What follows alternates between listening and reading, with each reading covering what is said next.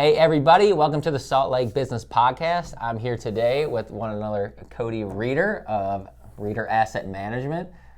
So Cody, for the people who don't know you, kind of give them a brief overview of who you are, what you're doing, and how you came to be. Okay. As Daryl said, my name is Cody Reeder. I own Reeder Asset Management. It's a property management company. We manage for property or for owners from just north of the Idaho border down to into Utah County. So kind of how I got my start, about 20 years ago, I was doing sales for Yellow Pages, which if you're probably under 40, you may not even know what a Yellow Page is, but basically it was how we used to, it was our form of Google for the older people, how you'd find businesses. And so I was selling ads, and this new thing came on the market called the internet or the World Wide Web. And so it became pretty obvious to those of us that were in the print media world that, that things were going to change. And so I never graduated. I didn't really have any formal training in anything, and was just up late one night trying to figure out kind of what is going to happen next in my world, and saw an infomercial about buying real estate, buying investments, and using seller financing tools, and kind of intrigued me, and so that was kind of the start of my first venture as started looking for real estate. And What year was that? That would have been about 2000. Okay. So yeah, probably 20 years ago. Gotcha. And so I sat down with my wife. We've kind of always lived pretty conservatively, and told her what I was concerned about where Taking on debt? And just where our career path was going to go. I see. We had some big unknowns in our world, and so we've actually lived pretty conservatively. So we had some money set aside, and used way too much down on that first. I didn't realize there was creative tools for financing and leverage and all that. So we bought a duplex up by Utah State University. I live in Logan, so that's where I got my start, was in Logan. And within a couple of months, I fell in love with it. And so I learned about refinancing and leveraging, and how I could pull equity out, extract the equity to buy other property. And so within about 4 months after that first property, I had bought 3 more duplexes. And I fell in love with it, and so then my next big step, I was buying just small stuff like that. So my next step was a 17-plex in Logan. That was kind of a pretty big step for me. How long ago was from your first property you bought to the 17-plex? It was about 3 years. Okay. Yeah. It's a pretty good jump. Yeah. And then it was 2 years after that I jumped to the 45 unit. So. And just to kind of preface where all of this is, right now I'm sitting at about 187 units. So I kind of made another big jump in 05, and then in 08 I did another 45 plex in Brigham City, and just kind of kept growing south. Always wanted to get into Salt Lake, so which I bought my first property in Salt Lake about 3 or 4 years ago. So is that the Avenues property? Mm-hmm. Yeah. So I own a triplex in Salt Lake, and then just a smattering of little things mixed in with some larger things between here and Logan. So. And now we're here in the office. Yeah. So that's West Valley, baby. So we're actually moving our office. We're looking at a space downtown, so we're kind of excited about that. So we've got something more with updated artwork on the walls. This is dated, so yeah. Gives a character. Yeah, that's right. I like it. So cool. So remind me again, what were before you started buying rental properties and going to that space? What were you doing before? I was in sales for Yellow Page ads. Okay. So I was out selling businesses. Hey, you want to buy an ad in this book? And we'd sell just ad space. And how long were you doing that for? I'd been in that for probably 5 years. Okay. Before I made the move, and to be perfectly honest, what really ended up happening. So the kind of the feeling at that time was, the print media would just shut its doors rather quickly, but that really isn't what happened. And even to this day, you can find magazines and books. So we kind of felt like with as fast as it was going, we would all be out of a job within a year. And it really ended up being about 7 years before. So I was buying and still working my other job for about 7 years. So I never fully transitioned into full-time real estate for probably 7 years after I had got into so you it. had like a long-term side hustle. Yeah, it was, and it was, I put in a lot of hours, but I'm starting to see the wisdom of, the old adage of don't wait to buy real estate and wait. And what's happening now is, some of the first properties I purchased, like I've got one home that I paid $50,000 for. My mortgage payment's under $300 a month. My rent at the time was like $395, so not a whole lot of room there, but now it's pushing $1,000, so that spread just keeps getting wider and wider. And the mortgage payment, I stuck the bank with a 30-year mortgage, so mortgage payment hasn't moved. Some insurance and taxes have moved, but it's a great long-term concept. It's a great way to get into properties for really cheap, and then if it turns out that interest rates go down, you can always go back to the bank and refinance. If interest rates explode and go to 18%, you stuck the bank with a 30-year note at 4%. So, for us, it's a great position. So how did you, I know, so you have 160, 180 doors right now. So where did it come to the point where you're managing your own properties to the point where you're actually managing other people's properties and you started this property management company? Yeah, that's a great question. So one of my not first properties, I'd been in it for probably 5 years, 6 years, and I bought a commercial property, so an office building. And shortly thereafter, it was a 23,000 square foot building. It had 4 offices, so you can imagine these are good size offices. Yeah. And I had 2 of those come vacant within 6 months of each other. And I didn't have a lot of experience in office space, so I was still kind of new at it. And it's not like residential where really all you have to do is lower rents and you will get somebody in. You could offer it free to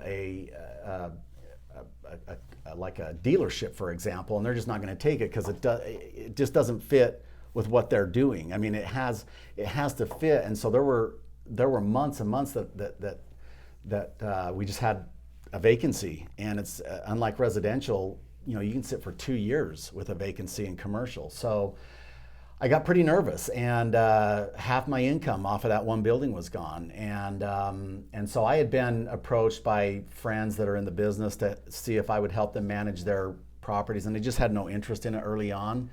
But I had kind of made that move out of my regular day job into I was kind of at the end of that transition when this all happened, and so I got pretty nervous, and it just seemed like a way that I could have another income stream into my just my personal life that I could use to go out and continue buying real estate. My heart is in investing for sure. But I think I'm a bit of an anomaly in the sense that not only did I enjoy the investing, but I actually enjoyed the property management, mostly because I'm a processes person. Like I love setting up a process and then just repeating that and duplicating it over and over. And it really is just setting the process initially that is what's so time consuming. But once you have that process in place, it's just a matter of repeating the same thing. And I think a lot of do-it-yourself owners, myself included, originally when I started, we're so reactive to everything. So a problem happens or a vacancy happens, or whether it's small, a filter to a large furnace replacement, we're always reactive. And by putting processes in place, it makes us more proactive, and it works really well for this type of industry, and it's kind of built into my DNA a little bit. So I found that I really enjoyed the management as well. Yeah, it's better to change a furnace a year before it goes out than 2 a.m. in the middle of February when it's 10 degrees and you're rushing to find people to do it. So tell me about the core components of a property management company. Like, what makes that up? What are the key pieces? And then maybe we can dive into the systems that you... So originally when I set it up, there's kind of 3 different types of thinking in the way of property management. And I don't know that there's a right or wrong way. When we originally started, we were what they call portfolio based. So we would have one team that would be over a certain number of properties, and then we would just kind of divide it up in regions, and that team would oversee every aspect. It just wasn't conducive to our growth, and we've had tremendous growth, and it's come at a bit of a cost. We've had some bumps along the way, so we've had to redo our processes a few times to account for that growth. Right. And what we've moved to now is more of a departmental style. So we have one individual that, for example, oversees all of the maintenance requests. So it's a maintenance coordinator versus that team that would oversee the maintenance and the lease ups and the lease renewals and everything that went on with those properties. Because what we found is our property managers, they're great property managers, but they might be horrible maintenance folks. They may not know anything about contracting and maintenance work. And so we really felt like by keeping it portfolio based, we were kind of trying to squeeze square pegs into round holes, and not everybody is strong at everything. So we realized that we had certain people that were very strong in certain areas, and that's kind of what led to moving toward this more departmental based. So we have one team, all they do is maintenance. Another team, all they do is lease renewals. Another one, all they do are new lease ups. And we have one that just does move outs. So, and then there's what's a lot of companies refer to as a hybrid or a squad, where they kind of use both. And we thought that's where we were going, but we just realized with our growth and where we're at, this departmental style works best for us. So that's kind of the three different makeup of a management company. So if you had to start from scratch today, and you could maybe only hire 2, 3, maybe 4 people with limited resources, like what would those roles be, and what would you have them do? I don't think I would do anything different. The problem is that as we sit now, because we're at thousands of units versus when we first started, it's almost apples and oranges, to be honest. You've got early on, we just didn't have the capacity to do what I'm doing now, just because one person couldn't do just lease renewals because there just wasn't enough to keep one person busy. Now we're very much at that level where we can do that. So I think starting over, I don't know that I would do anything different. And I rub shoulders with a lot of property management companies across the country. I'm very much involved with the National Association of Residential Property Managers. It's a group called NARPM, and our growth has been pretty standard. I mean, most companies get in, they start with more portfolio based, and they realize it just is not efficient, and so they kind of end up going to this more departmental base at some point. So I would say if you're starting, probably that's still a good way to start, to be honest. I mean, I just don't think you've got the capacity to go out and hire for all those seats when you really don't need, there's not that much work. Mm-hmm. And you said you've had tremendous growth from over the last 5-10 years. What would you attribute that to? How did you get on such an exponential trend? Yeah, I think the biggest factor is I can relate to every one of those owners. A lot of those good property management companies that I spoke of, I mean, they're great people and we get along great. We all have, it's a great relationship that we have within our community, but a lot of them come from a property management world, and they don't really see what an owner sees. And to a property manager, a vacancy is a bit of an inconvenience. I mean, they've got to do this and they've got to do that or whatever, but to an owner, it's the death knell. I mean, that's where our whole cash flow comes from. So as I've gone along, whether it was when we were portfolio based or now that we're departmental based, every decision that I've made and every policy and every practice that I've implemented is based off my experience as an owner first. And in fact, a lot of our managers and team own their own properties, and I think that's what really sets us apart, is that we are owners as well. Mm-hmm. So obviously you relate with the owners because you have so many rentals yourself. But in terms of growth, was it, so obviously retention was probably really high because you had a really good retention.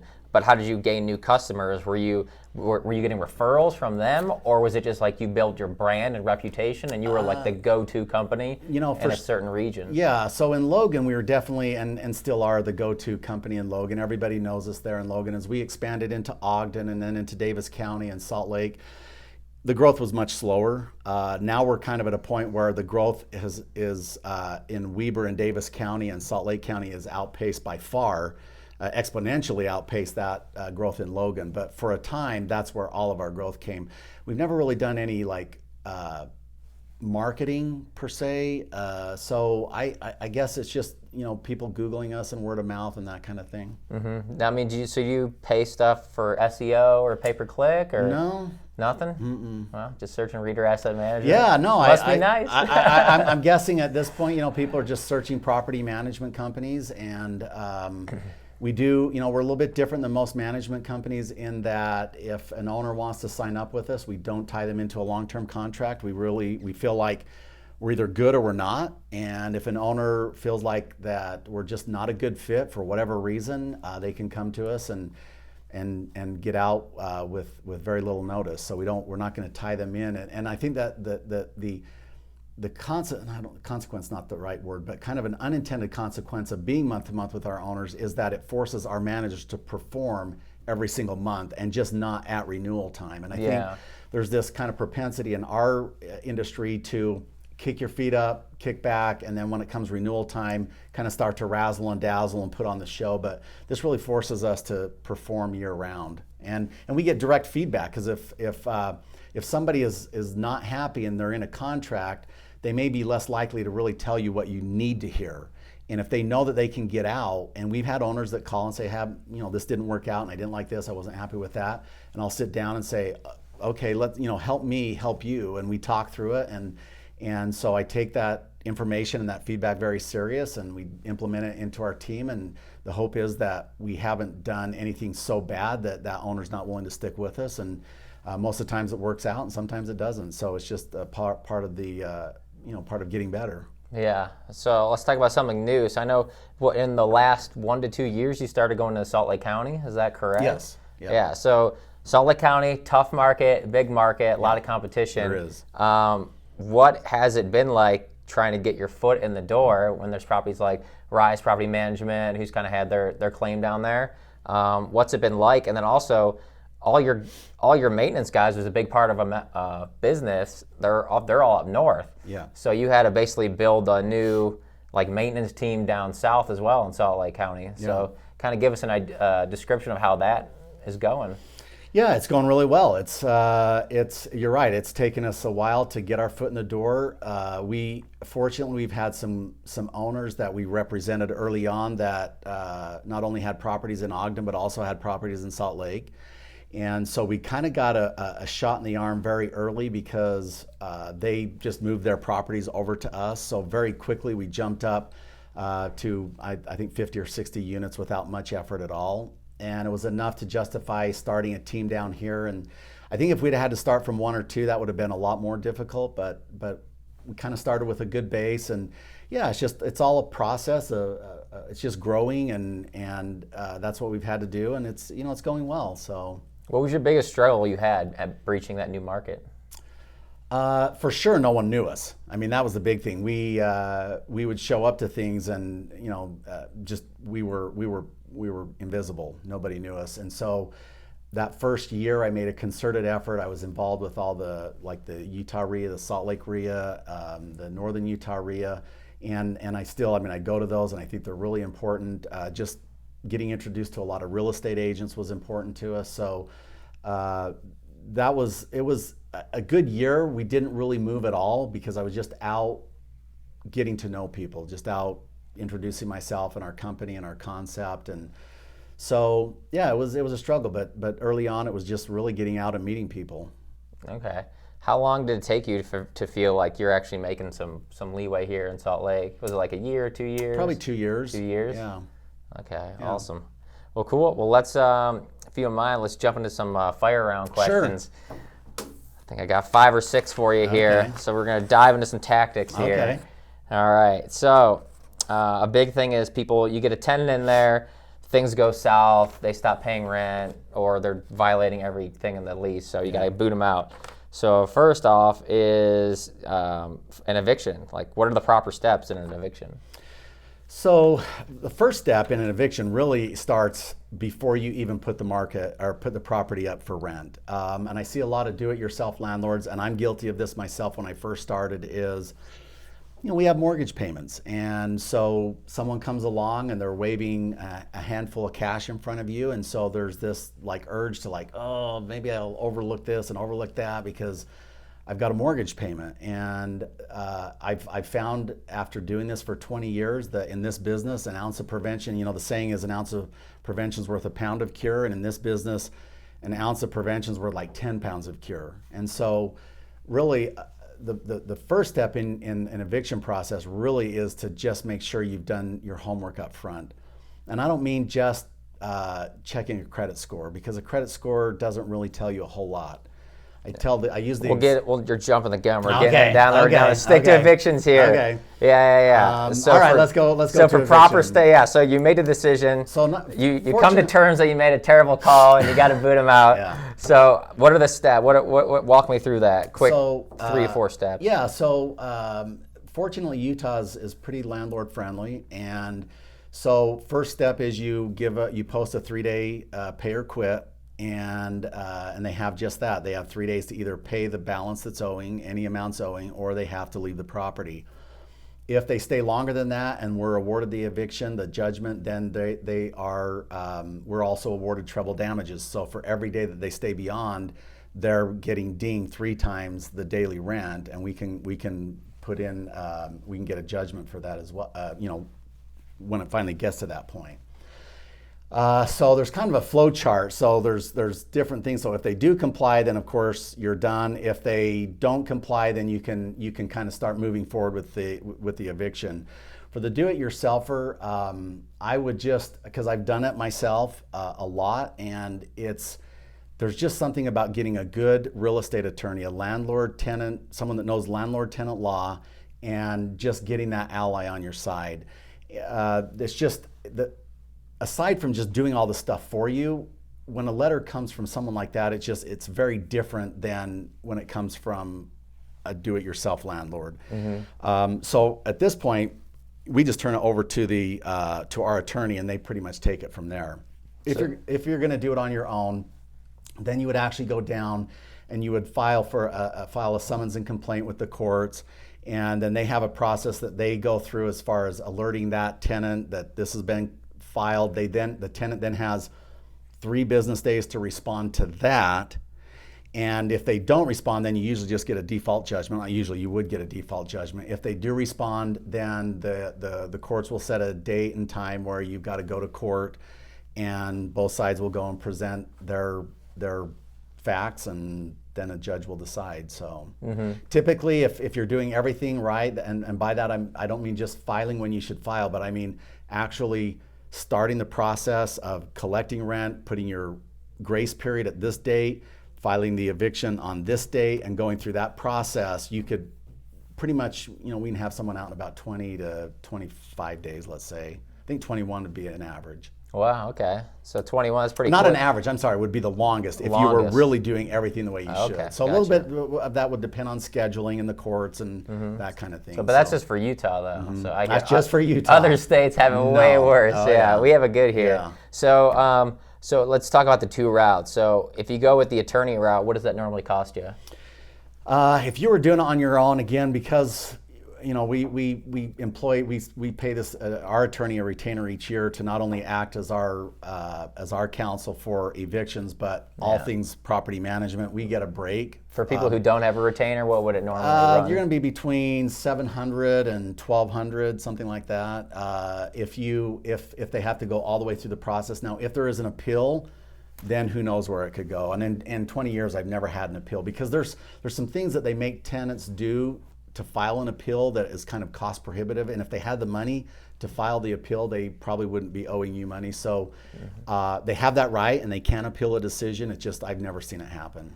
And then, so you say, like, if they stay longer, there's charges that keep due, and then the tenants have to pay. Yeah. Usually these tenants, they have no money. They're paying for a reason because they don't really have the cash. So what has your experience been when these tenants are racking up charges and they get a judgment against them? Like, what's the percentage of the time that you actually see money from that? Well, and again, I don't want to jump ahead, but it all comes down to screening, because even bad things happen to good people as well. So even a tenant that you screen properly, divorce, death, family problems, job loss, any number of things can start the spiral downward. And so, but if you screen correctly up front, even that tenant that's spiraling out of control is probably a fairly reasonable, responsible individual who's going to get their life back in order. So we have a greater amount of success in sending someone like that to collections than we do someone that we've inherited, where an owner was just like, I am done with this, just take it and go. Then we start looking into it and realize they have like 37 items in collections, and it's just, it's very slim that we'll collect on it. However, I will say that I am constantly surprised with how often we get a check from a tenant that we submitted 8 or let's say 5 years ago. I mean, it doesn't. I don't want to say it doesn't happen often, implying that it doesn't ever happen, because it does. It's obviously it's a lot more difficult if you didn't screen right, but it does happen. People decide they want to change their lives. A lot of times they get in trouble and they're in their early 20s, and then they get into their early 30s. They're married now. They want to buy a home. They want to buy a car, and this black cloud is looming over their head, and so they call us up and they're like, I've got to get this corrected. What is the owner willing to do? Would he accept 50 cents on the dollar, or whatever? And then at that point we negotiate it, and most of the time I don't even remember them. I mean, that's how long ago it was. I don't even remember them. Yeah. So awesome. Well, let's get this question out of the way here. Let's see, where are we looking? The screening. The screening. Yeah. Biggest things that let's go over, like how do you find long-term tenants? What's the screening process? And then biggest things that you look for that would be like a no, aside from bad credit. Yeah, so screening. I mean, it's all about screening. I just can't state that enough. And I was kind of guilty of doing exactly what I said earlier, of sometimes letting people in that I shouldn't have early on and learning the hard way. Obviously, credit score is just one component. I use this example as where I was going to go with this. Is my son has a 780 credit score, but he's got one line of credit. So that doesn't really tell me anything. I mean, length of credit, and when you start really digging into it, that's where you're going to get a little bit more information. So if someone has a 780 and they've got 20 years of credit reporting history, okay, that's gives us confidence. But what ends up happening as I meet with owners and they're like, oh yeah, I screened this tenant, it always comes down to, I screened them and they had a 720. They don't know what the history was. They can't tell me anything else about any other aspect of that tenant other than that they had a 720 credit score, and they wonder why they're in trouble. So, but as I said, that's just one part of it. Obviously, we do a full background check. We're going to check the sex offender list. We're going to do a criminal background check. Unfortunately, the laws were changed in 2016 that preclude us from just doing a blanket. It used to be, if you called our office 4 years ago, right on our application line, it would say, if you have a felony, don't even apply. 2016, they changed that, so we can no longer we can't do it such a broad stroke over all felons, because the idea was it adversely impacts a certain class that's has to do with fair housing. Right. And so they got rid of that. We can still discriminate on certain types of felonies, but we can no longer say, if you have a felony, don't even apply. So we have to kind of do it on a case-by-case basis. We set our rules. The one thing about screening, whether you have 1 unit or 50 or 5,000, the most important thing you can do is set a policy and stick with it. This is where I see so many people get in trouble, is that they start letting this person do what they wouldn't have let this person do, and then you end up in a fair housing issue. Even though that wasn't your intention, if this person finds out that this person got in and they felt like that there was other reasons, they're gonna sue. And even if you win the lawsuit, I tell people all the time, you can go to court and win, but you still lose, because by the time you're time and money. Exactly. Yeah. Exactly. So going back to the screening, the criminal background, the sex offender list. What are some flags though? Because I've done background checks too, and it's like, I don't know. There's all sorts of stuff you see on that like criminal history list, and some it's like a misdemeanor here, but then others you see like maybe like a violence or something like that. What are some things you see on there that show up on the record that you can be like, I can live with that? Yeah. So definitely violence, or I can't remember. We have a special way of wording it, but basically, if there's damage to person or place or things, something like that. We have a natural way we state it, but essentially, if we can show that there's been destructive behavior toward property or people, that's an automatic no-go. If they've had they're a 3-time DUI, something like that, okay, let's start looking at some other things. How long ago was it? If they have, a lot of it is time. I mean, we had one guy that had a pretty serious infraction, but it was like 1978. It's obviously very different than someone who had it 2 years ago. So what we do is we have a spreadsheet, and it's morphed over time. It's a living, breathing sheet, in the sense that we're constantly refining it and not changing it so much as we're just making it more detailed, so we can grab all these different nuances, because there is a difference between someone that had something 30 years ago versus 3 years ago.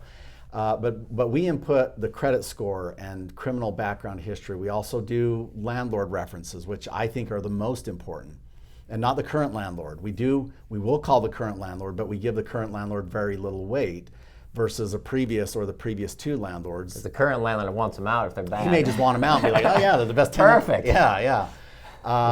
We want to verify that they say they are who they say they are. So there's probably I wouldn't say 7, but there's a handful of documents that we require so that we can research and make sure that they are who they say that they are, and also to verify the previous landlords, because they may just call you and say, yeah, this is my previous landlord, this is the number, and they're just giving you the number to their best friend. And so we have a relationship with the title company that we will make sure that this doesn't work in all scenarios, because if it's owned under an LLC, it's not quite as evident, but we'll at least do the search, because if they say I rented from John Doe and we do a search and it's some completely different name that owns the property, that's a red flag. So we want to know not only that they're who they say they are, but that any reference that they give us are who they say they are. And then what we started doing probably 2 years ago is using social media. And I don't understand social media really well myself, but those that are doing it understand it very well. And from what I gather, they pick up a lot of stuff just from social media searches. Yeah, I went to one landlord class, and he was saying, just look for pictures they post in their house and see how clean the kitchen is, there and if the floor, yeah. if everything's tidy, you can see if it's a good. I don't know. Sometimes I've gotten into some discrimination, though. If you can go a little bit deep on that. Yeah, you got to be very careful. And it's I have a very good friend that's a property management owner, and they had a fair housing lawsuit, and by the time all was said, and they admitted wrongdoing, and it wasn't horrible, and any reasonable person would have said, I can see how you got to that decision. You quickly corrected it and you moved on. But unfortunately, it happened to a person that was just out for blood, and brought a fair housing lawsuit, and it ended up costing them about $70,000 by the time all was said and done. And it was just, when I looked at the details of it, it was like, I think any reasonable person probably would have come to the same, pretty close conclusion as what they did. And so it's really scary. You just got to be very careful about everything you do and say. We do trainings with not only our property managers and leasing agents, but with our front office people. We just did a big assistance animal training 2 days ago, and all it was our two receptionists that we have in Ogden and Logan, and because they're front lines. I mean, and there are testers out there. They're going to call and they're going to ask you questions to see how you respond. And so so that's been a hot button topic.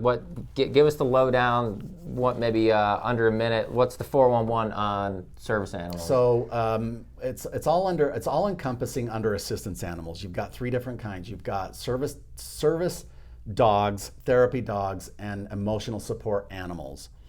So service dog is the disability is readily apparent. Someone that's blind, they might be deaf or in a wheelchair. They may have put on their application that another contact is their caseworker. That happens to be, that is a clear indication that there's some disability there. So if it's readily apparent, it's a service animal. Those are pretty straightforward. I have no issue with that. Where it gets a little bit touchy and dicey is with the emotional support animal, because for starters, there's no limit to, other than if it goes against city code, there's no limit on what can be an emotional support animal. So it could be a parakeet, a dog, a pig. It could be, now there are some cities that will say you can't have a farmyard animal as a pet. And so certain municipalities will set certain rules, and we cannot go outside of those. We can't break the law, in other words. Mm-hmm. But we, there are a lot of things that aren't breaking the law that would just make you wonder. So if I have a dog and I say, hey Cody, it's an emotional support dog, I need him. What are you saying to me? What do I need to verify, or what do you need? How are you trying to disprove me? Well, we're not trying to disprove you at all. We just want to know that we just have a very systemized process once we receive that application, and it's what's called a request for a special accommodation. So we've received the request for special accommodation, which in this case is an emotional support animal, which is a dog. And we just need a letter from your doctor. One thing that we can do, because there are a lot of websites out there that you can sign up for, and they'll ask you like, I don't know, half dozen questions. Do you get depressed more than once every 3 days? Do you feel gloomy? I mean, questions that if you even answer yes to on one of those questions, they will print and send you a certificate that they are saying that, yeah, you need this emotional support animal. You bring it to us. But now we can actually call the doctor and just verify. We have that right to connect with the doctor and say, did you sign this? We can't ask what the disability is. We can't get in and they can't tell us because of HIPAA rules and that kind of thing. But we can at least reach out to the doctor and say, we have a tenant that's applied with this for the special accommodation. Did you sign it? So it's kind of a two-pronged question. Number one, is there a disability? Doctor says, yes, there's a disability. Number two is there a nexus that connects this emotional support animal with the disability? Is this the prescription, so to speak? And once those two things are confirmed, then we accept them and we move on. So we never really. So going to the online doctor, that's legit. If I go online, we wouldn't accept it, but people are so nervous about it that they'll accept anything. But if they really know, and to be perfectly honest, we did for the first. I mean, this has been going. I remember my first issue was probably 12 years ago, and it really became big in about 2013. They made some adjustments at HUD that really kind of ramped it up. But it's been going on for a long time, and I'm embarrassed to say that it was actually a tenant that educated me at the time on all of the guidelines and rules for assistance animals. And because I said, yeah, that's fine, we'll accept your animal, and this is what your new rent's going to be, this is what your deposit's going to be.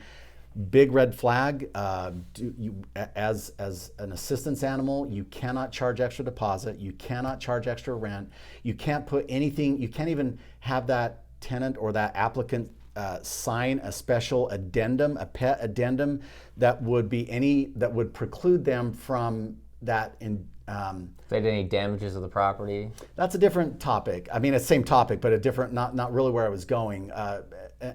You can't have them sign an addendum that would fly in the face of the assistance animal rules. So we can have them. We can require that they pick up after their pet. If their pet gets aggressive, they still have to live within the terms of the lease. So we have a non-nuisance clause or a nuisance clause, a quiet enjoyment. If that animal is causing them to be in breach of that lease, we can't necessarily evict them for that, but we can show cause that there's nuisance, and then they've got to remedy that situation, whether that means getting rid of that service animal and replacing it with another, whatever that means. We definitely have some recourse. And the other thing is, most people feel like, oh, I got a note here from a doctor, I've got to accept this tenant. And whatever you need, and that's not the case. We can still make them go through our screening. They still have to meet our minimum criteria. And that goes back to what I was saying earlier, is set your criteria to a level where you would feel comfortable with anybody moving in, and then, or whatever that level is, just set it there and then just apply it across the board, because that's where most people get in trouble. Is they're here and then all of a sudden they get an application from a service animal, and for some mysterious reason it all of a sudden drops here, and that person no longer qualifies, and there is an obvious correlation between that person's disability and the fact that they didn't qualify. And that's where people get in trouble. So we can still go through the same screening process, the same requirements. We can't use the fact that they've got an assistance animal to turn them down. Sure. And again, we can't charge extra rent, we can't charge extra deposit. So your hands are pretty much kind of tied in these scenarios. Yeah, I mean, the way they look at it is, we're so used to calling them pets, and really everybody needs to get out of that frame mind of calling them pets and calling them assistance animals. It's the same as if you had a wheelchair. It's an assistant mechanism. For lack of a better word, let's just call them assistance mechanisms. So it doesn't matter whether it's a wheelchair, supplemental oxygen, or this animal. Because in reality, I think this, at its heart, it's a good thing, because it does allow those that really need it to live a life that you and I enjoy that they would not otherwise be able to enjoy. Sure. So at its heart, I think it's a good thing. It obviously is just gets taken to a different level and exploited, and that's the problem. And so I think that the damage that's being done is mostly affecting those that are that legitimately need that service. I think those that are taking advantage of it, that's who they're hurting the most. So. Sure.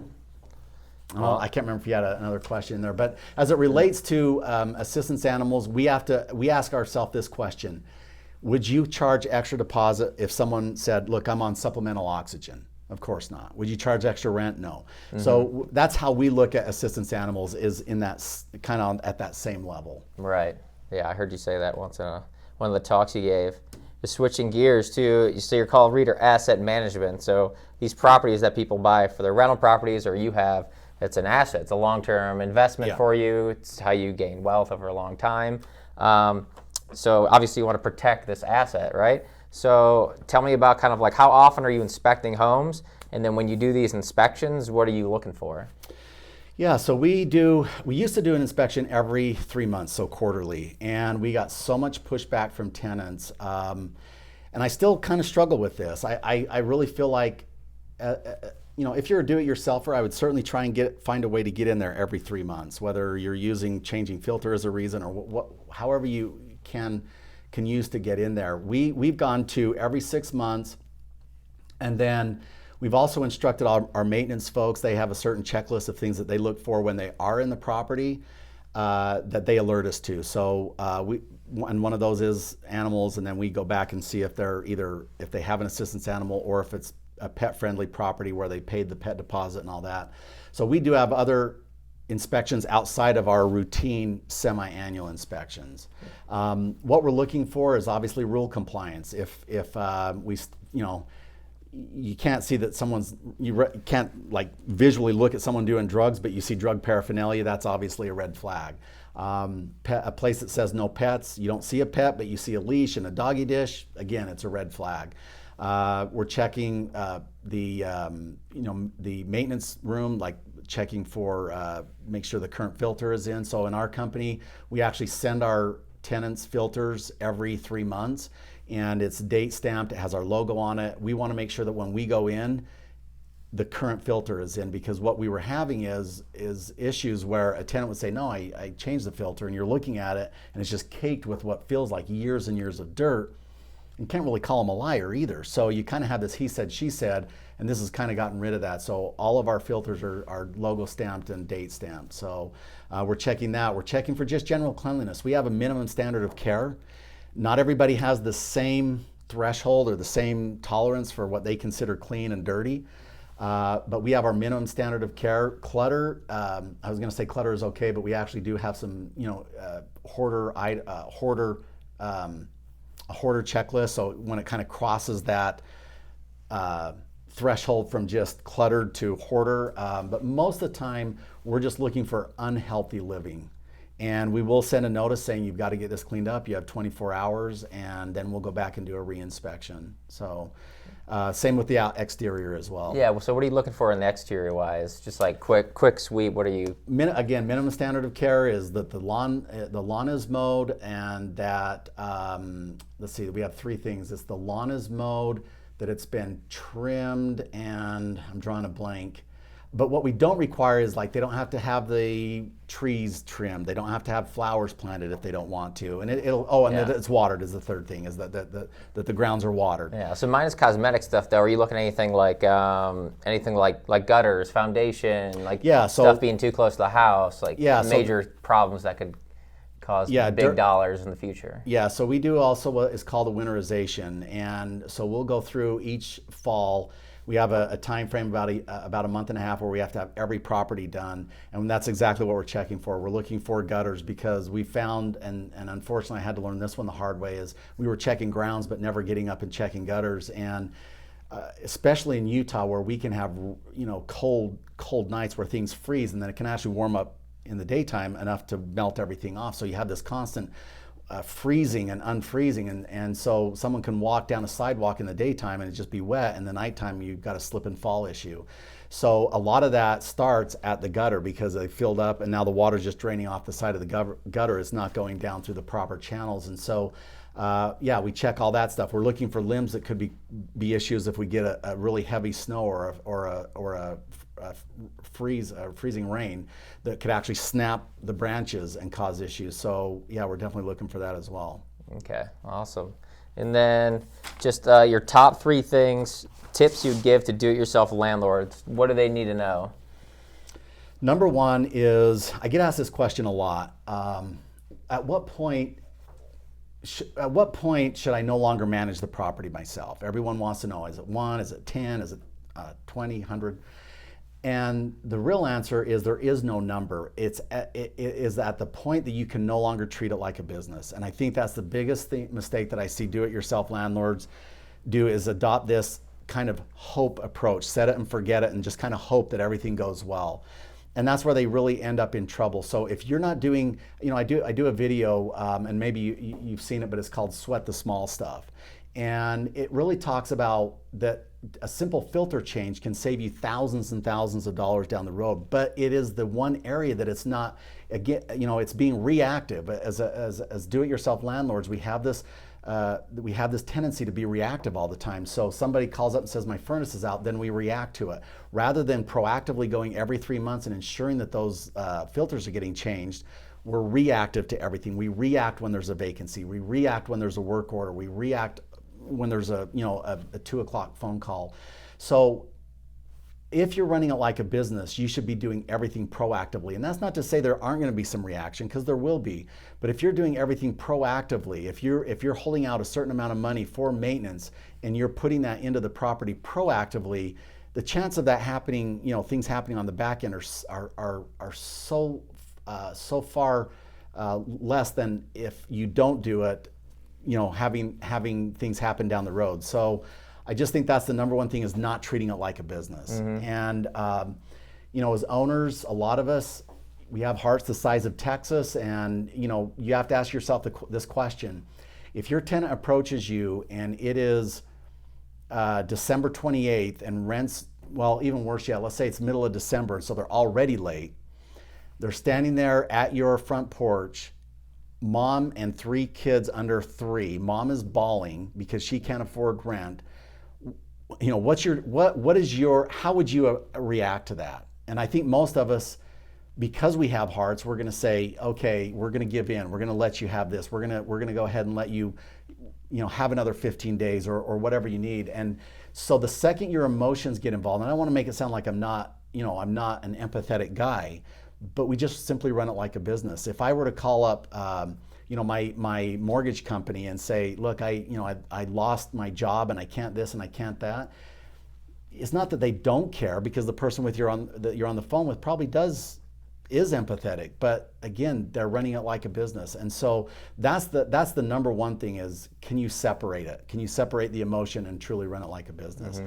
I think number 2 is screening. And I've touched on that quite a bit. And number 3 is just doing what you say you're going to do. I see this so much with owners where they say, we're going to charge a late fee on the 3rd or the 5th, and then they never charge it. They're so hard to charge. Yeah. Especially on a tenant where you think they're kind of struggling paying bills, and then you just add one more to it, and you think it's going to be the domino that they're like, well, I'm not going to pay that, and then I'm not going to pay next month's rent. And then also another thing I do is, like, every year you're supposed to increase the rent by like 3 to 5%. And when I manage my own rentals, I always find it's so hard to tell them, like, hey, I need 3% more, because like a lot of them in some of my areas, it's like, they're like paying a lot for, it's kind of like a lot of their percentage of what they make. So having them asking that is kind of difficult. Well, here's the thing that you'll learn, though, and again, it goes back to my phrase, an ounce of prevention on the front side. Once you've set that precedent, it's amazing the first time we do a rent increase that we get this pushback from the tenant, and they're upset, and they want to come in and talk to us. I water the lawn. We just planted flowers. They give you every good reason they shouldn't have to do it, and you listen to them, and you know, we have a thing where we pull up and we can show exactly what rents are going for. So we're not overcharging. We just don't. We don't want to be over market. We just don't want to be under market either. We just want to be where market is, which is fair. But once you've set that the first year, they just expect it. They're hoping not, but they just expect it. But as soon as you set the precedent the first year that you're not going to do it, you just have complicated year 2, 3, 4, 5, and forward. So, and it's the same with notices. We had a tenant that we inherited that was, they had an animal and it was fine. The owner was fine with it, but they weren't cleaning up after the animal. So we decided, because we inherited this tenant, we didn't want to be so abrasive as just to give them a fine and a notice right up front. So we just made a phone call, and that did very little. It didn't correct the problem. The next time we gave them a fine, they came in, they didn't like it, and they're, you know, obviously a heated exchange. We stood our ground, and they paid it. They weren't happy. We thought they were, you know, probably going to leave at the end of the term, and they've been with us for like 3 years, and they've never had a cleaning issue since. So I think you're actually what's the word? You're shooting yourself in the foot if you don't do it? You're I want to say the word is, it's not promoting, but you're actually not promoting the problem. You're there's a word. I know what you're saying. Yeah, where you're actually helping. You're helping them do it over and over and over. There's a word I forget, but if you don't take that stance, if you don't dig in your heels, you become your own worst enemy. Mm-hmm. Awesome. So yeah, great 3 tips there. Switching gears a little bit, last question, then we'll wrap it up. What is the biggest struggle you have just being a business owner? Right now, it is hiring people. It's, you know, we're at a very low unemployment here in the state of Utah, and we've got a great team. From the property management standpoint, it has not been an issue, but from the property maintenance standpoint, it's just finding good maintenance help, finding good maintenance companies that will stick around. That's our Achilles heel right now, is probably the maintenance. What keeps you up at night? Oh man, I was just talking to my business development manager, and it's, you know, a lot of it is the fair housing stuff. I worry about that all the time because so much of it is out of my control. I can do all the education that I can, but at the end of the day, I still am leaning on this individual that I've hired to sit, you know, at the front desk, who may just want to just kind of be there, get a paycheck and go home, that doesn't understand the ramification of saying the wrong thing and actually saying the wrong thing. I mean, it's those things that keep me up night all the time. Mm-hmm. How do you manage stress? So my little oasis is I'm big into endurance sports. So I've done, this May I'm doing my 5th Ironman. I've done almost 10 100-mile marathons. So my oasis is just getting out for a run and a bike or a swim. So yeah, that's intense, 100-milers. yeah. Well, you know, to some degree. I mean, you did a 50. 50K. So, yeah. Let's get the number do it. I'm still feeling it though. So. Yeah. It's always hard. No, I think you need something. Everybody's got something different, and just within the culture of our own company, it's so. You know, for me, what works for that person, you know, just seems like it wouldn't help me at all. But I think you got to have something that kind of gets you away from it. So. Yeah. So where are you going in the next year, 3, 5 years for the business? So we're expanding into Utah County. We don't have a lot there. I think we're probably maybe 30 properties in Utah County. So we're still relatively small. So now we're trying to replicate once again in a new area what we've done in, you know, Weber, then Davis, then Salt Lake County. My vision is I would love to be, we're already in the southern part of Idaho. I'd love to get up into Idaho Falls and Pocatello and Boise, and even as far south as Arizona, and just kind of just run the Wasatch Front basically is kind of my vision. So what's on the horizon for the next year? Utah County only? Utah County right now. We've had some owners reach out to us that are in Pocatello, but they're not bringing enough to really validate or to warrant sending a whole crew up there yet. Yeah. So it's really not worth it to us yet. Gotcha. Well, cool. It's been an awesome podcast. I really appreciate the information. Thanks for having me. I hope you guys all enjoyed as well. If they want to get a hold of you, Cody, personally or business-wise, what's the best way to reach you? Personally, my cell phone is 435-770-9700, and our Salt Lake office is 801-828-8944, or in Logan, 435-755-8689. And Cody at ReederProperties.com. Website is ReederProperties.com. Yeah, you on social media, all Facebook, Instagram, YouTube? Not really. I mean, I have a social media account. I think I post about once a year. When you run the Bear 100. That's about it. So I'm not. I need to figure that out. So gotcha. My team knows it, but I don't. Nice. If there's one message you want to leave the audience, the floor is yours. I would just say one thing I would like to address is, for those that are the do-it-yourselfers, and really for anybody, is take a real interest in what's happening in our state as it relates to the landlord-tenant laws, because things are changing.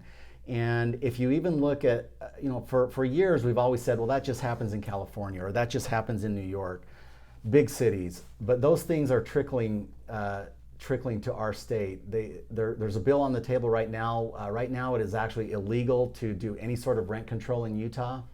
There's a bill that's been put forth to not establish rent control, but to take that requirement that cities cannot implement rent control.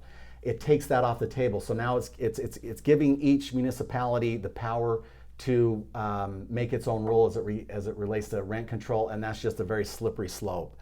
And there are other things. The state of Colorado, our next door neighbor, just passed a law making if a tenant pays late, you can no longer do a 3-day pay or quit. You have to do a 14-day pay or quit. So now you're waiting an extra 14 days just in order to give them notice that they're late. There are measures to get rid of application fees. There are measures to get rid of being able to screen. Like right now, we can screen for criminal and certain things like that. There are measures to even get rid of that. And some are not just measures. Some have already happened. Right now, we're pretty fortunate in the state of Utah. As I said earlier, we can have a tenant out usually in about 21 days.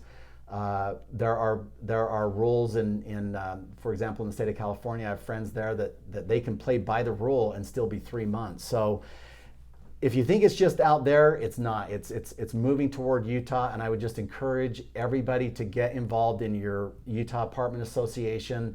It's a great group. They have a political action committee, and the two guys there, it's Kyle Ostermiller and they got Google. They can find. Yeah. Those guys they're a great liaison for the Utah Apartment Association, and so we actually do a fundraising thing within our own company, and we raised about $1,500 to put toward the political action committee for the Utah Apartment Association, and that just goes to fight for your rights and my rights. Because if we don't stand together as one voice, it's only a matter of time before all those things that we thought were on the coasts they will be here in Utah. So yeah, get involved. You heard it from the man right here. All right. Awesome. I appreciate it so much. My pleasure. Everybody, hope you enjoyed. If you wouldn't mind, please leave a comment down below. Let us know what we did right, wrong, anything you wanted me to ask that I didn't, any suggestions to make the show better to really help out. If you wouldn't mind, also subscribe if you're enjoying the show, and we'll see you on the next one. Later, everybody.